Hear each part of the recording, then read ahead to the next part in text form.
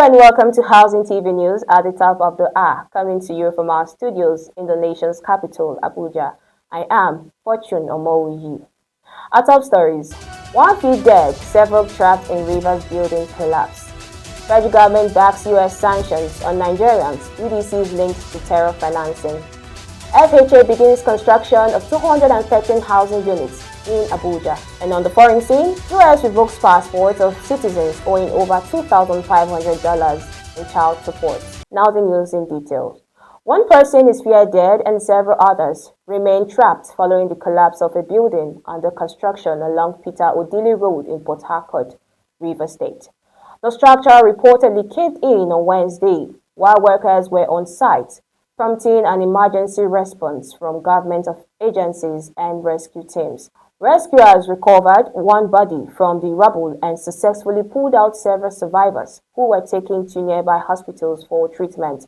Efforts to locate and rescue others trapped beneath the debris continued late into the day. A survivor, Taiwo, said a number of workers were inside the building when it suddenly collapsed. He expressed concern for those still trapped, including his brother, who had not been accounted for. Officials from the Rivers State government, health authorities, and emergency agencies have launched rescue operations and pledged a full investigation into the cause of the collapse once all victims are accounted for. The federal government has expressed support for sanctions imposed by the United States on the Nigerian businessman and several Bureau de Change (BDC) firms accused of financing terrorist activities linked to the Islamic State West African province.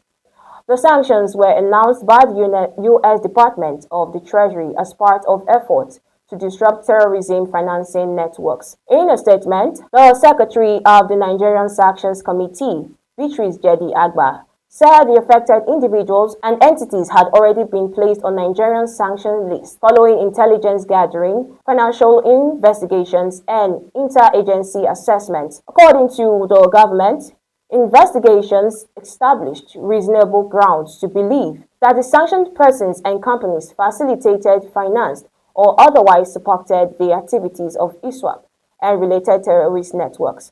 The Nigerian sanctions list includes 6 individuals and 3 entities.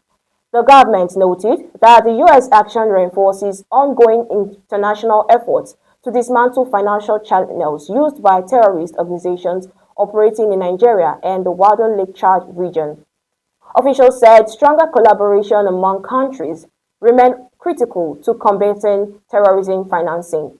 The federal government reaffirmed its commitment to enforcing sanctions measures and strengthening anti-terrorism financing frameworks. It also urged financial institutions and relevant stakeholders to comply with regulations aimed at identifying, freezing, and reporting assets linked to designated individuals and organizations. Operatives of the Ondo State Security Network Agency, popularly known as Amotekun, have arrested a couple for allegedly burgling the country home of a former speaker of the Ondo State House of Assembly.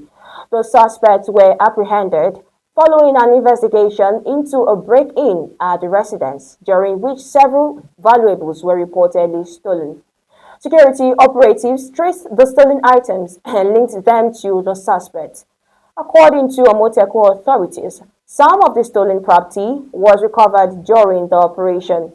The agency said the arrests were made through intelligence gathering and collaboration with members of the community. Officials revealed that the suspects confessed to their involvement in the crime during interrogation. The recovered items have been documented as part of the ongoing investigation. Amotekun reiterated its commitment to protecting lives and property across the state, warning criminals that security agencies would continue to intensify efforts to curb criminal activities and ensure offenders are brought to justice.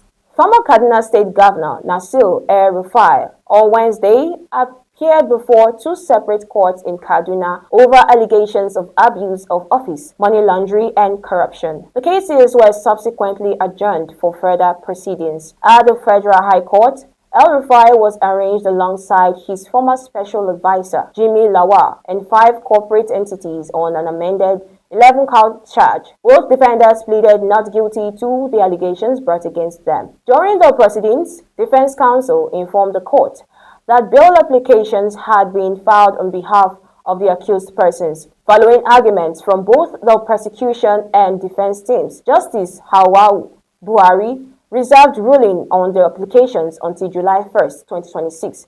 El-Rufai also appeared before the Kaduna State High Court in a separate case instituted by the Independent Corrupt Practices and Other Related Offences Commission. The matter involves allegations of abuse of office and money laundering said to have occurred during his tenure as governor. After hearing the matter, Justice Darius Kobo adjourned the case until June 29, 2026 for continuation of proceedings.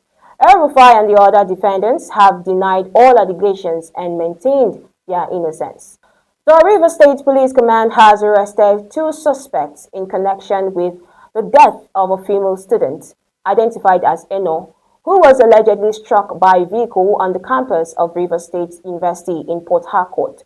The victim reportedly sustained fatal injuries after being hit along one of the roads within the institution. Witnesses said the incident caused panic on campus, with some vehicles allegedly attempting to leave the scene after the incident.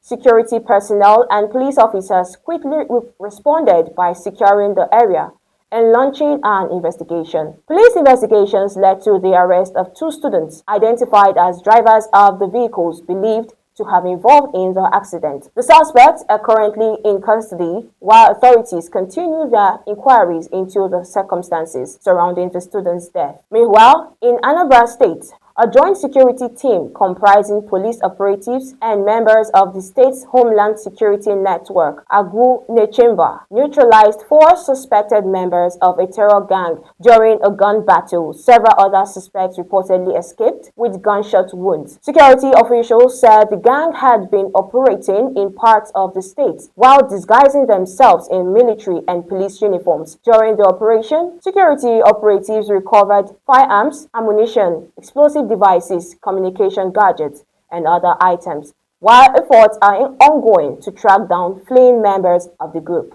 And here's where we take a pause, and up next are stories from the build sector. Do stay with us. The future of Africa's housing sector will be shaped by bold ideas, strategic partnerships, and visionary leadership.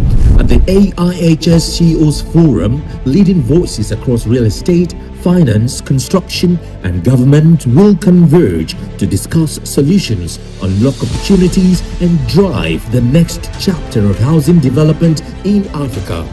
A platform for dialogue, a meeting point for influence, a forum where leaders shape the future.